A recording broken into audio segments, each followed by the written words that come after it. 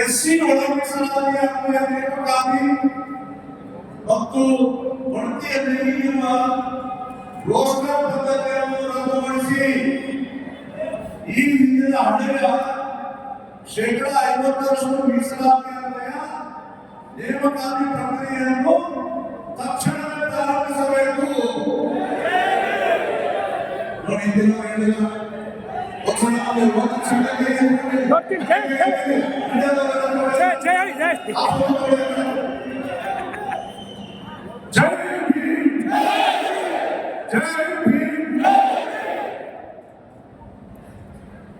ಇದಕ್ಕೆ ನಮ್ಮೆಲ್ಲರೂ ಒಪ್ಪಿಗೆ ಹೋಗ್ತೇನೆ. ಹಳೆಯ ರೋಸ್ಟರ್ ಪದ್ಧತಿ ಅಂತ ಹೇಳಿದೆ ನಾನು. ಹಳೆಯದನ್ನು ಒಳ ಮೀಸಲಾತಿ ಇಲ್ಲ. 50% ಯಾಕೆ ಹೇಳಿದೆ? ಹಳೆಯ ಮೀಸಲಾತಿಯನ್ನು ಮತ್ತೊಬ್ಬರಿಗೆ 15% ಎಸ್ಸಿಗಳಿಗಿದೆ, 3% ಎಸ್ಟಿಗಳಿಗಿದೆ. ಅದರಲ್ಲಿ ಒಳ ಮೀಸಲಾತಿಯನ್ನು ಮಾಡಿಕೊಂಡಿದ್ದಾರೆ. ಅದನ್ನು ನಾವು ಒಪ್ಪೋದಿಲ್ಲ. ಈ ಪ್ರಕ್ರಿಯೆಯನ್ನು ತಕ್ಷಣ ಶುರು ಮಾಡಿ. ಈಗ 50% ನಿಯಮ 50% ನಮ್ಗಿಂತ ಎಷ್ಟು? ಎಸ್ಸಿ ಎಸ್ಟಿಗಳಿಗೆ 15%, ಓಬಿಸಿಗಳಿಗೆ ರಿಸರ್ವೇಶನ್ ಇದೆ. ಚಂದ್ರವರಿಗೆ 50% ಇದೆ. ನಾವು ಅದನ್ನು ಹೋರಾಟ ಮಾಡಿದ್ರು, ರಿಕ್ರೂಟ್ಮೆಂಟ್ ಮಾಡ್ತಾ ಇಲ್ಲ. ವಯಸ್ಸಾದ್ರು ಮಾಡುತ್ತೆ. ಎಸ್ಸಿ ಇರ್ಬೋದು, ಜನರಲ್ ಇರ್ಬೋದು, ಎಸ್ಟಿ ಇರ್ಬೋದು. ವಯಸ್ಸಾದ್ರು ಎಲಿಜಿಬಲ್ ಇಲ್ಲ. ಕೆಎಸ್ ಇರ್ಬೋದು ಅಥವಾ ಗೆಜೆಟೆಡ್ ಆಫೀಸರ್ ಆಗಿರ್ಬೋದು, ಕ್ಲಾಸ್ 2 ಆಗಿರ್ಬೋದು, ಕ್ಲಾಸ್ 1 ಆಗಿರ್ಬೋದು, ಇಲ್ಲೆಲ್ಲರೂ ರಿಕ್ರೂಟ್ಮೆಂಟ್ ನಡೀತಾ ಇಲ್ಲ. ಅದಕ್ಕೆ ತಕ್ಷಣವೇ ರಿಕ್ರೂಟ್ಮೆಂಟ್ ಪ್ರಾರಂಭ ಮಾಡಿ ಅಂತ ನಾವು ಮಾಡ್ತಾ ಇರ್ತಕ್ಕಂಥದ್ದು ಮೊದಲನೇ ಒತ್ತಾಯ. ಹಾಗೆ ಎರಡನೇ ನಿರ್ಣಯವನ್ನು ನಾನು ಮಾಡ್ತಾ ಇದ್ದೀನಿ. ಈಗ ವರದಿಗಳನ್ನು ಕೊಟ್ಟಿದ್ದಾರೆ.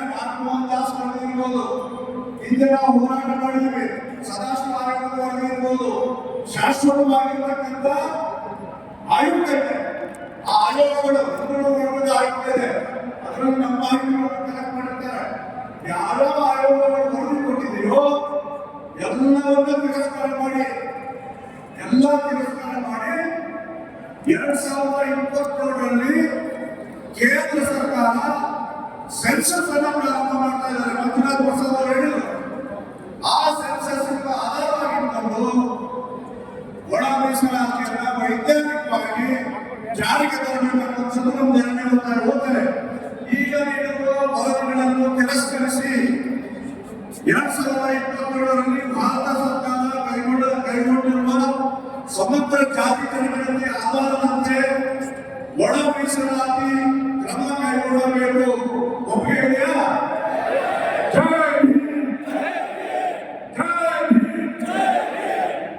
ಹಿಂದಿನವ್ರು ಕೈ ಕಾಣ್ತಾ ಇದ್ದಾರೆ. ನಮ್ಮ ದುಡ್ಡಿ ಇದ್ದಿರೋರು ಇನ್ನೊಂದ್ಸಲ ಹೇಳುತ್ತೇನೆ, ಜೈ ಭೀಮ್, ಜೈ ಭೀಮ್.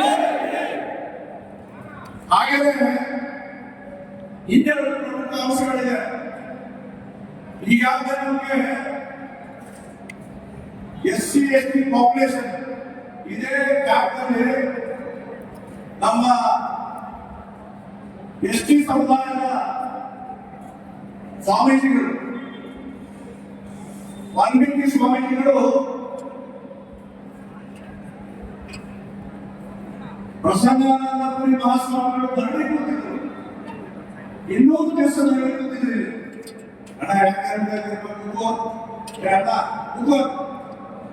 ಎರಡೇ ಮುಗಿಸ್ತಾ ಇರೋದು ಅದಕ್ಕೆ ಬಂದಿರೋದು. ಹೇಗೆ ಕೂತ್ಕೋಣ, ಕೂತ್ಕೊಳ್ಳಪ್ಪ ಮಾಡಿದ್ರು. ಎಸ್ಟಿ ಜನಾಂಗ 3% ಇಲ್ಲ, ನಾವು 7% ಇದ್ದೀವಿ ಟೋಟಲ್ ಪಾಪ್ಯುಲೇಷನ್ ಅಲ್ಲಿ ಕರ್ನಾಟಕದಲ್ಲಿ. ಅಂತ ಧರಣಿ ಕೂತ್ಮೇಲೆ ಹಿಂದಿನ ಸರ್ಕಾರ ಅದನ್ನ 7%ಗೆ ಏರಿಸ್ತು. ಹಾಗೆ ನಾವು ಕಡಿಮೆ ಇಟ್ಟಿದ್ವಿ. ಇಡೀ ಎಸ್ಸಿ ಜನಾಂಗ 15%ಗಿಲ್ಲ, 17%ಗೆ ನಾವು.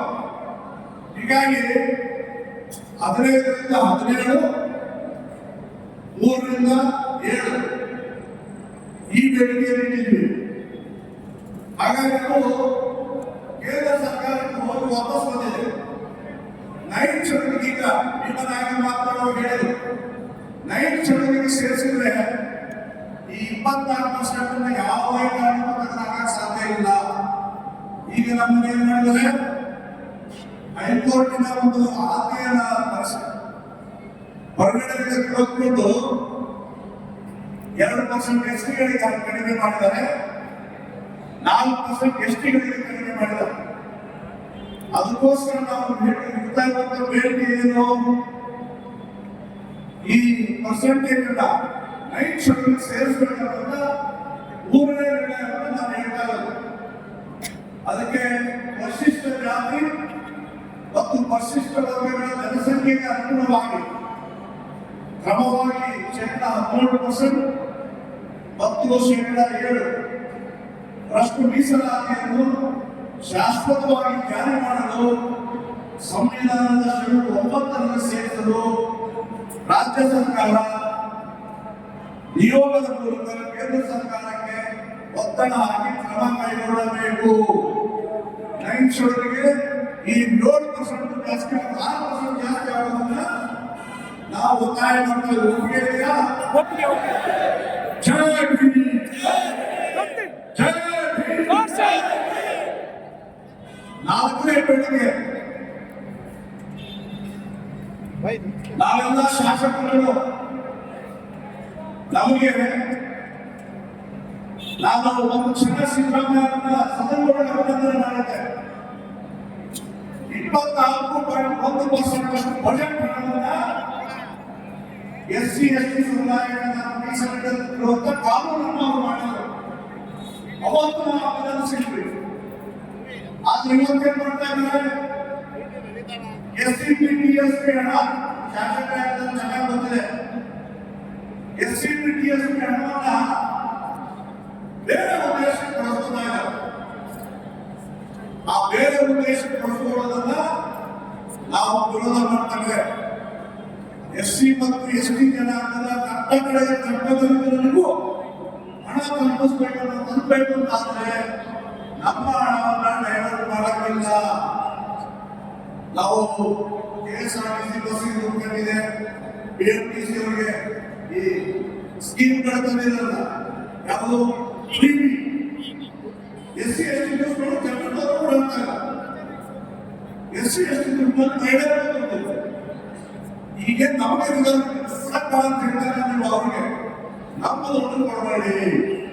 ನಮಗೆ ಮೀಸಲಿರುವಂತ 24.1% ಹಣ ಏನಿದೆ ಅದನ್ನ SC ST ಜನಾಂಗಕ್ಕೆ ಬಳಸ್ಕೊಳ್ಳೇಬೇಕು, ಬಳಸಬೇಕು. ಒಪ್ಪಿಗೆ ಇದೆಯಾ? ಸರಿಯಾಗಿ ಜೈ ಭೀಮ್, ಜೈ ಭೀಮ್, ಜೈ ಭೀಮ್. ಈ 4 ಬೇಡಿಕೆಗಳ ಜೊತೆಗೆ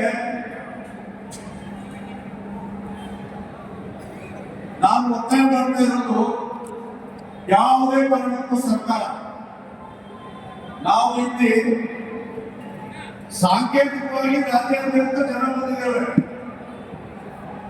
ಇಡೀ ಕೋಲಾಪುರ ಸಮಾಜ ಇಲ್ಲಿ ಬಂದಿಲ್ಲ. ಮಂಜುನಾಥ್ ಪ್ರಸಾದ್ ಅವರು ಅಂತ್ಯವಂಶ ಹೇಳಿದ್ರು, ನಮ್ಮ ಜನಸಂಖ್ಯೆ ಎಷ್ಟಿದೆ ಅಂತ ನಾವು ದುರಾಸೆ ಪಡುವವರಲ್ಲ.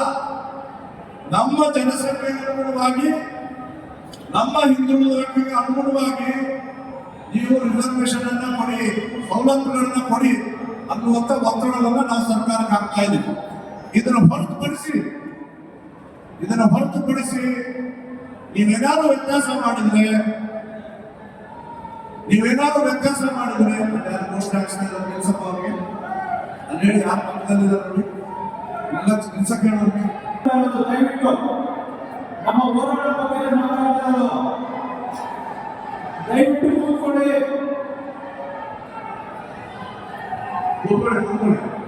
ಯಾರು ಒಳಗೆ ಬರ್ತಾ ಇದ್ದಾರೆ ಸ್ವಾಗತ. ಕೂತ್ಕೊಳ್ಳಿ.